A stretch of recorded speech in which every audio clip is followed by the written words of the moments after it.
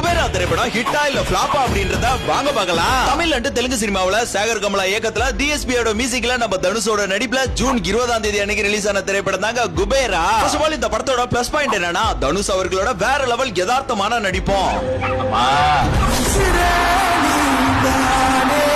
அர்ஜுனா மற்றும் வில்லனோட கேரக்டரும் ரொம்பவே இயல்பா இருந்துச்சுங்க. அதே போல நம்ம ஹீரோயின் ராஷ்மிகா மந்தனாவுக்கு இந்த காமெடி ஹியூமர் சென்ஸ் கதாபாத்திரம் ரொம்பவே சூப்பரா ஒர்க் அவுட் ஆயிருந்துச்சு. முக்கியமா இந்த படத்தோட மிகப்பெரிய பிளஸ் பாயிண்ட் அப்படின்னா கண்டிப்பா கதைக்களம் தாங்க. ஒரே வரியில சொல்லணும் அப்படின்னா பிச்சைக்காரனோட உயிர்னா என்ன அவ்வளவு ஏளனமா போச்சா அப்படின்றதான் இந்த படத்தோட மையக்கரு. இந்த இடத்துல படத்தோட போய்வா நண்பா பாடலும் சூப்பராவே இருந்துச்சு. அதே போல எனது எனது என காலம் என் கூட வரும் அப்படின்ற பேக்ரவுண்ட் ஸ்கோரும் வேற லெவல்ல இருந்துச்சுங்க.